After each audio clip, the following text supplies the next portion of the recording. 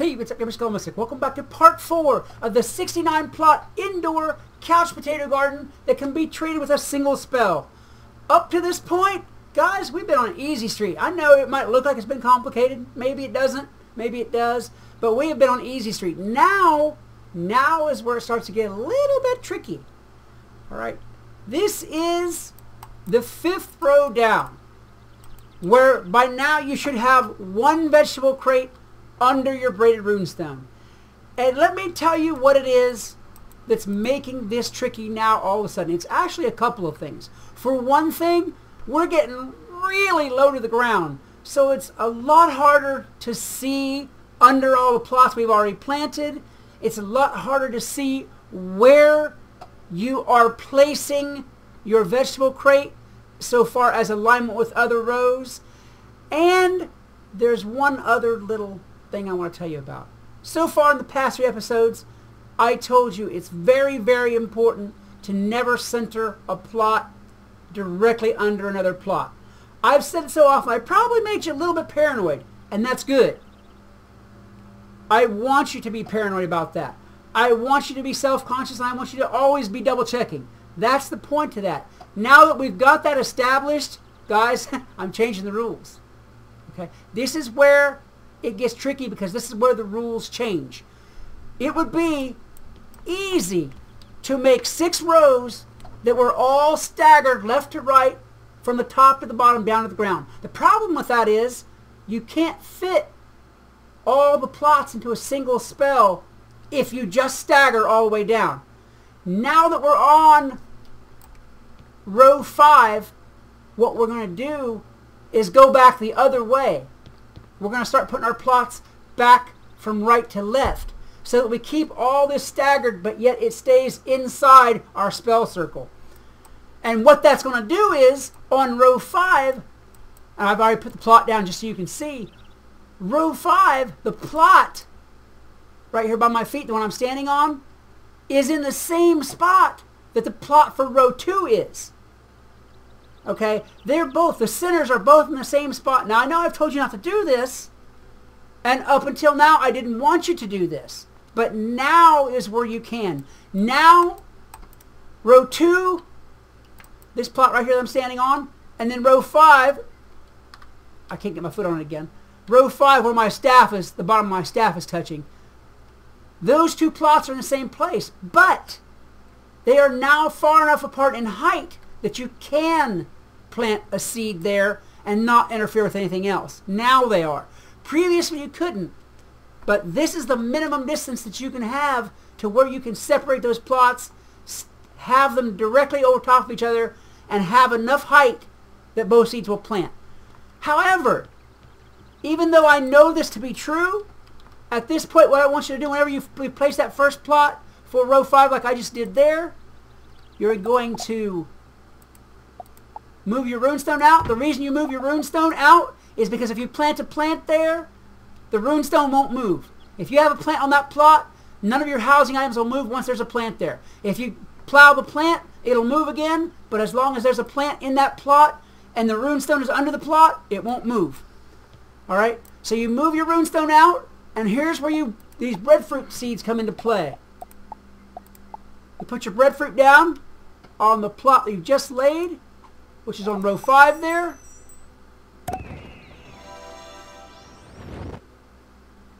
And you test. You test by seeing if another seed will go up there on that one, on row 2. And it does. Okay, now, even though those 2 plots are directly in line with each other, you've got enough height between the 2 that the glitch will allow you to put seeds on both. You really do. Once you start getting a lot of plots out here, let me plow these out of the way too, get them out of the way, because that's another thing too. If you have a plant there, it's hard to put another plot in because, again, your housing item will get stuck against the plant. So once you test and make sure that they go, you'll want to plow off those breadfruit bushes. If you try to put the housing item back in there now with those plants that are there, it'll go in, but it just won't come out again. Not until you plow the plant. So get the plant out of there, get that other plant out of the way. My staff noise, so you can't see it. And plow those both out of there. Now that you know that they'll work.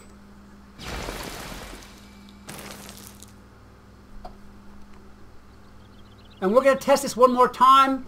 Once we get row 5 and row 6 put on here, we're going to do a plant all, or we're going to plant all of these plots to make sure that there is no problems. Because if there's no problems with this first row, there won't be any problems with the next rows, so long as you place them the same way you did this one. Alright, so we got that in there. I want to go ahead and plant the rest of row 5, and I'll be right back so you can see that. Again, as always, I don't want to sit there and plant 50 plots and have you guys sit there watch me plant plot after plot. It's just easier for you to see the entire representation once it's done. I will be right back. Alright, the next layer is in, and it looks like this. As you see, it lines up front to back with the top layer perfectly evenly, but if you look at it from the side, it is just one single space off center pulled back from that top layer. Again, with this, it's very, very important. You need to make sure no center of any plot is directly in line with any center of any other plot, especially once you've got a lot of this bed built, because guys, it sucks to rip one of these all the way out and put it back in, and you almost have to rip it all the way out if your mistake is far enough inside your bed. Alright, just like that. Same thing with this one. It's one space off center back that direction, back to my left, whereas it is in line in this direction. All three is that way. Alright, I'm going to go ahead now and put in the next layer. And I think what I'll do is I'll place the first plot, and I'll let you see me doing it. And then to save time, you guys watching a long video of me placing every one of these single plots, I'll go ahead and finish up the row off camera and show you what it's supposed to look like. I want to give you guys as many visuals as possible of this while it's still clear, because very shortly this bed is about to be one big cluttered mess that's and you're going to have to know exactly, almost without seeing, where to place your plot to get it right. Alright, let me go ahead now and do that next layer on camera here, or at least the next plot. Make sure, by the way, guys, every time that you drop one level of box off whenever you're doing these, if you accidentally go and slide it into the same number of boxes, a plot won't place, and you'll be like, well, why would that plot go? It's because you haven't dropped enough boxes. Alright, there we go. So we are on 2, and we want to line it up with what is the second layer down. Just like that, it is in line. This is the layer I'm talking about right here. You want to line the new layer up with this layer right here. Okay, now it's lined up this way, no problem, but we want it to be one center off. We want it to be one space off center to my right, headed back towards the fireplace, and it is not. It is directly lined up with that, and we can't have that. That will not work. So I need to pick this up one more time. And I highly recommend, even if you feel comfortable doing this, I highly recommend you check each and every plot before you put it down, because it's very, very easy to be deceived, especially whenever you're only going by one space. And if you mess one up in the middle, boys, whew, you don't want to, let's just put it this way, you don't want to do it. It is a nightmare. Alright, so I have moved that back one, and as I can't look straight down, unfortunately, but as you can see, it is one space off center from this plot. I'm going to, I forgot to do it earlier in the video, I'm going to do it.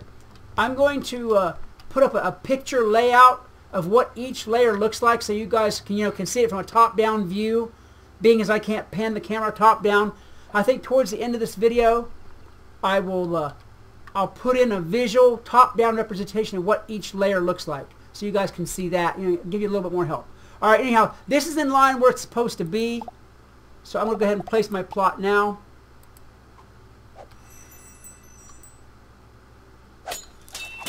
The reason that I am building all one row from top to bottom is, instead of building it all the way across the layers, for one thing I was saying earlier, yes, it's very hard to see. For another reason, whenever you build one layer each of your garden from top to bottom all the way down, you can use that layer as a guide. After all this, you'll be able to just place your plots almost without being able to see them, just simply from lining it up to the plot that already came before it. Okay, so we've got that one down. Let me go ahead and go off camera, and I'll place the rest of these plots And I will probably end this video because I think we're going to hit the 10-15 minute mark, or at least we will be once I can show you guys the visuals for this. All right, let me get off here and I'll see you in one moment. All right, this is what it looks like once we have the 4th layer from the top down. We've only got 2 more layers in this row to do, and then this row will be complete and we'll move on with the actual full bed placing. As you can see, layer 4 looks just like layer 2 did in configuration front to back. But again, side to side, layer 4 down is moved back just one space from layer 2 so that we don't have any planting conflicts later. Alright, at this point, before this gets to be too confusing, and it will get to be confusing, I'm doing my best to make it not confusing, but later on when you start laying these all in, it will get confusing. So before it does that, I'm going to give you guys a quick, from the top view of what each layer is supposed to look like whenever you place it down. And hopefully this will help you out even more. Alright, let me cut to that, and then after that we'll go to the end of the video.